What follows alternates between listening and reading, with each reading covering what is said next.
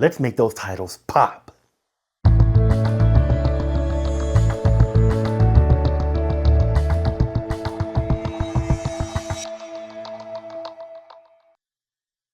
Hey Pinnacle Studio peeps, how y'all doing out there? My name is Maliek and I'm back on your screen with more Pinnacle Studio love from PinnacleStudioPro.com. Today I'm going to show you guys how to make those 3D titles using Pinnacle Studio 21 Ultimate. So let's jump off into the software and make it happen. Alright Pinnacle Studio peeps, here we are in Pinnacle Studio 21 Ultimate and I'm about to show you how to get your 3D titles, your 3D titles. Alright, that's enough of that. Now, before I get started, I want to remind you guys to subscribe to Pinnacle Studio Pro for great tips and tricks just like this every Saturday. Let's make this 3D title thing happen, people. Now you can access your 3D titles from several places. One of them is from the sidebar here. So if you go to titles, then you have the option to go to 3D title. And if you click on that, it'll open some 3D titles in the library view and you can drag them down to any timeline track that you wish to. And then you can use the title from there. If you don't want to do that, you can come down to your toolbar and you can click on the 3D title button. Now, before you do that, make sure that your playhead is where you want the title to appear and make sure that you click on the AV track that you want the title to go to. Then click on that Create 3D Title button and it'll add it right there and it'll open up the 3D title editor. So let's start over here on the right under settings. The first settings is your text. You can type in the text that you want here.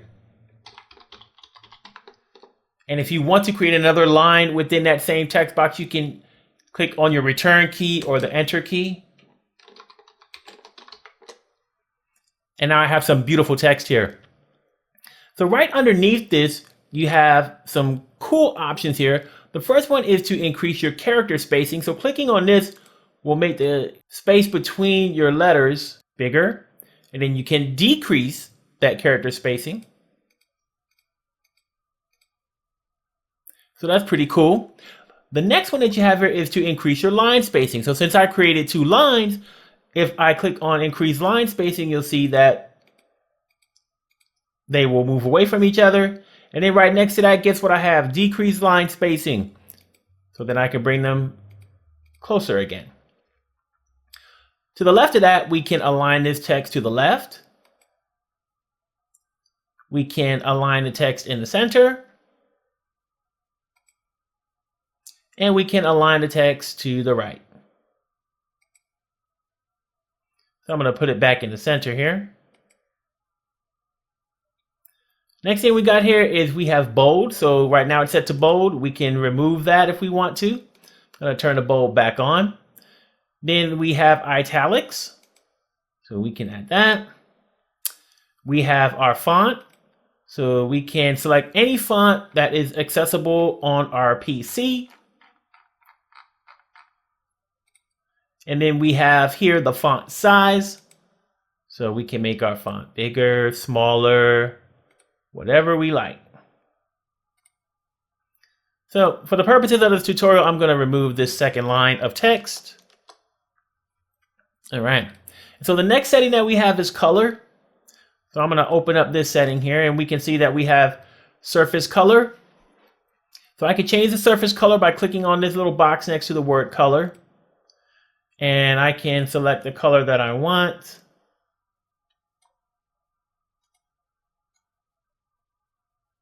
And once I get there, I can click on apply and it will change the color of the text. I can also change the brightness, the saturation, and the hue.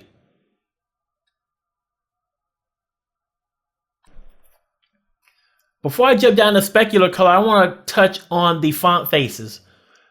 You can change the color or the texture or whatever of just 1 or 2 or 3 or 4 of the fonts instead of, or 4 of the faces instead of all 5 of them.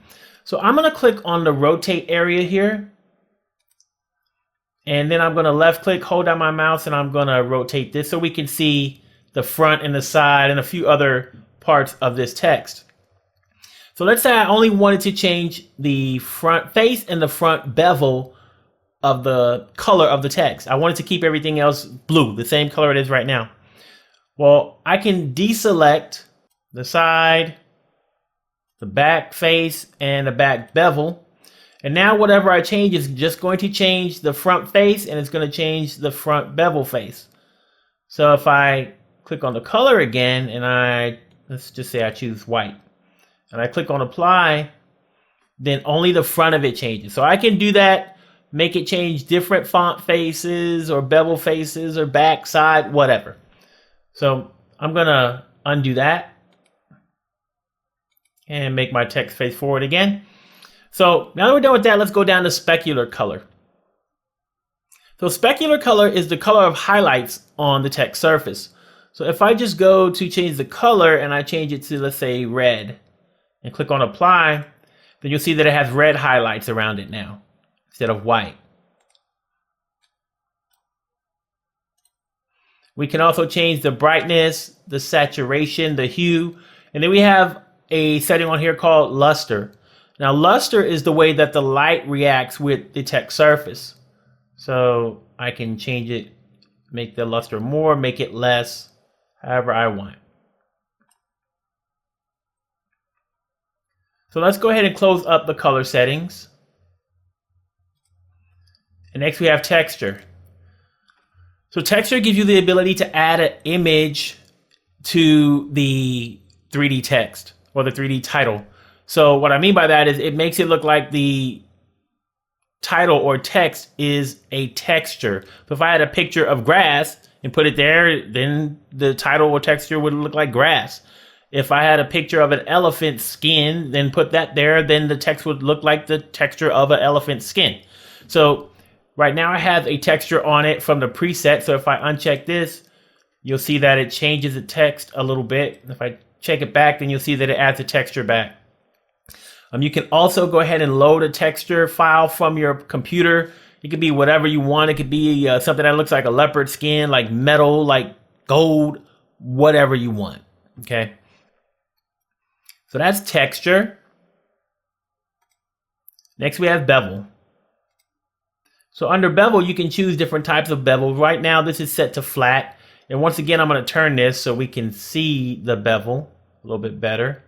You can see the bevel there on that edge, the way that it sticks out and gives you that little distinction between the side and the front, that little angle, that's the bevel. So right now it's set to flat. So we also have round, chiseled, and chiseled round. If I go to round, chiseled, then I get that look there. Chiseled round will give me a different look. So use whatever one of these that you like. I think for this, I'll do chiseled round. So next we have extrusion. And extrusion is how far the edges stick out of the text from the bevel. So if I choose a higher one, then you'll see that the text gets thicker. If I go lower, then the text gets thinner. Then we have weight. And weight determines the width of the bevel. So right now it's set to 30. If I go to 50, then you'll see that the bevel width gets bigger.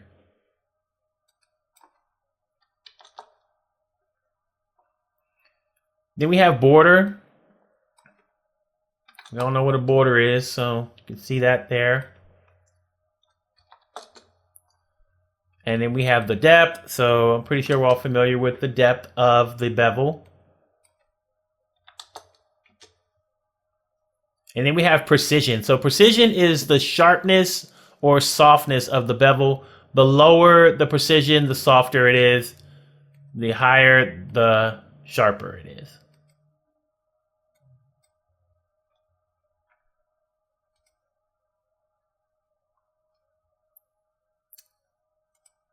So next we have opacity. Pretty self-explanatory. If we go to the left and we become Go down to 0, you can't see it. Go up to 100, you can see it.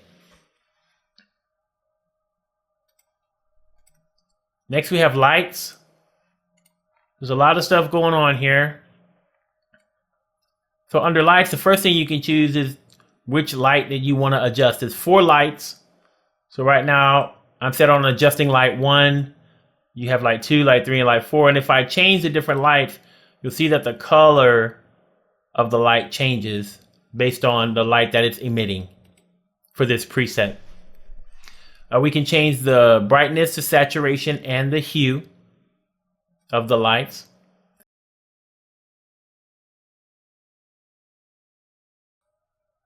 So then you have location and orientation. Now, based on the mode that you select, you'll have different options that will become available to you. So first you have directional.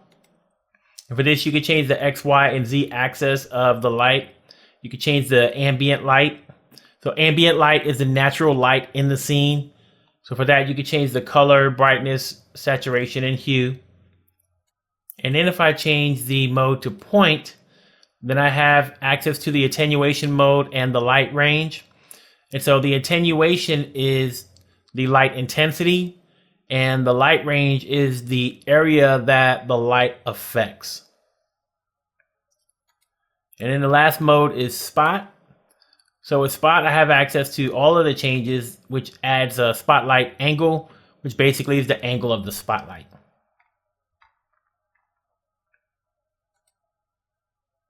And then last we have camera. So under camera, you have the camera lens, and this is the camera focal length. So like 35 millimeter, 50 millimeter, whatever the case may be. Then we have the distance, which is the distance of the camera from the scene or the text. And then we have the camera view. So this is the angle that the camera is facing the scene or the text. From here, you can see the camera is sitting here looking at the text this way. If I choose the top, then it's looking down on it, looking from the back left, back right, and so on and so forth, underneath, all that good stuff. So you can change the camera view there.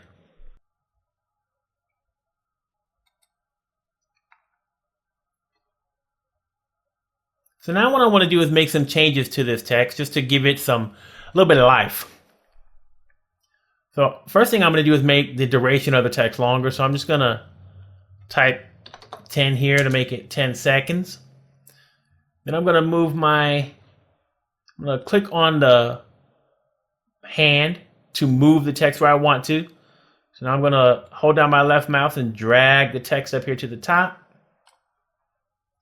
Then I'm going to click on rotate. And I'm going to hold down my left mouse and I'm going to turn this text around in the direction that I want. Then I'm going to go to resize. And I'm going to make this text smaller.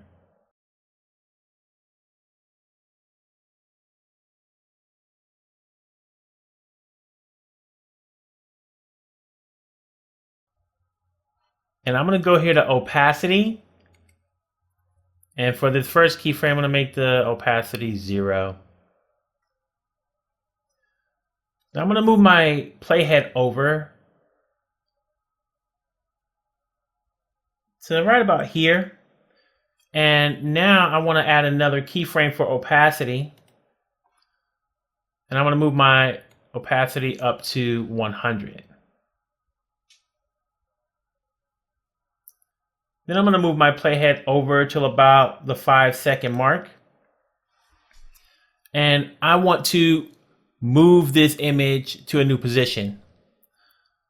So I'm going to drag it down here. Then I'm going to click on rotate. And I'm going to rotate it back facing forward. Then I'm going to click on resize. I'm going to bring it back to full size.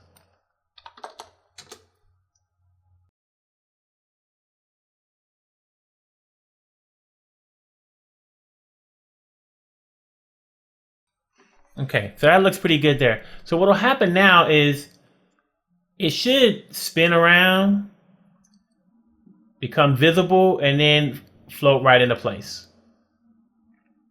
So basically, by moving it where I want it to and adding these keyframes, I'm able to control how the 3D text moves. All right, so I like that right there. But I want to add some more text. So over here on the left, we have objects. So under objects, you have text objects. And if I click on that, I have some additional text that I can add to the timeline.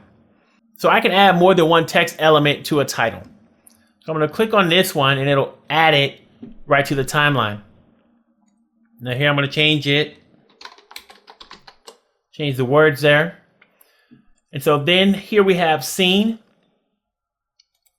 Under scene, we can change the light if we want to. So they have all these presets for the light. So remember, if you do change the light, it'll change the light of the entire scene, not just this one title. And then you have camera. You can change the camera. Once again, that'll change the camera for everything if you change the camera. And then you have the object style. So this will only apply to this title here. So we have the bevel. So I'm going to choose this bevel here. And then we have material gallery. And you have metallic, plastic, glass. So these are basically like textures that you can add to your text. I'm going to choose this one here. And then you have material attributes, so you can change the color, change the texture to one of these textures that are listed here, all kind of good stuff. But I'm going to leave this title just like it is. The only thing I am going to do is I'm going to create some movement for this one as well. All right, so from here, what I want to do is move this down here. I want to rotate it again. So I'm going to click on rotate and then I'll turn it around.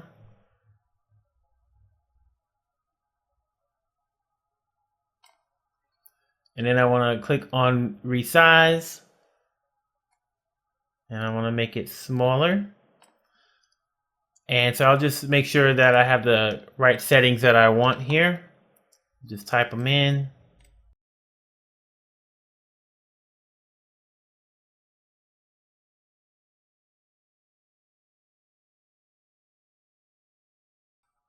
Okay, so now I have all those in place where I want them for the first keyframe. So now I'm going to move this to the 2.5 second mark on here. I'm going to add an opacity keyframe here. I'll leave it at 100. And then I'm going to go back to this first keyframe and make the opacity 0. And then I'm going to move to the 5 second mark. And I want to move this back up here and turn it back around. So I'm going to drag this back up here. Going to go to rotate. And turn it back around.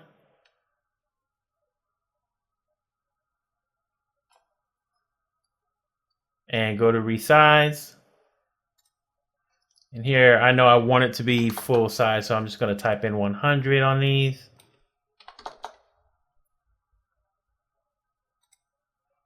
And I'll make sure that these are set to 0 for rotate because I don't want any rotation on them.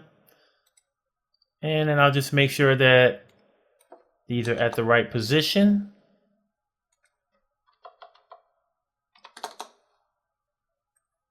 And that looks pretty good. So now, when we play back this title, we have 2 sets of text coming in together in peace and harmony. Now that you're done with all of that, you can just click on OK.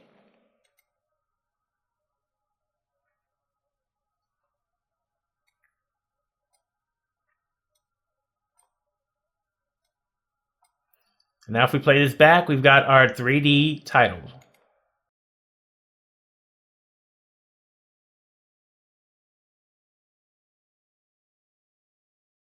And that's it, peeps. 3D titles in Pinnacle Studio 21 Ultimate. All right, Pinnacle Studio peeps, I want to thank you so much for watching this video all the way through to the end. It truly means the world to me. Now I want to send a shout out to one of my subscribers, Razia. Razia makes videos on learning, singing, playing, and traveling. So if you want to see videos on those topics, make sure that you head over to Razia's channel. Check out a couple of the videos. If you're feeling what they're dealing, make sure that you subscribe. If you want to receive a shout out like Razia did, make sure that you head over to the video description and fill out the shout out request form. If you got a tutorial that you'd like us to make, head over to the video description and complete our tutorial request form. Now that I'm done with that, I got a few things I need you to do for me. The thumb, the one that's pointed in the upward direction. Click on it. It lets people know that the content in this video is good and that they should watch it too. If you got any comments, questions, you just want to talk, leave those things in the comment section below. And last but not least, smash that subscribe button. And after you do that, click on the bell. When you do that, you receive notifications every time I upload content to YouTube. And that way you don't miss out on any of the learning and all of the fun. Thanks for watching. We'll see you again soon.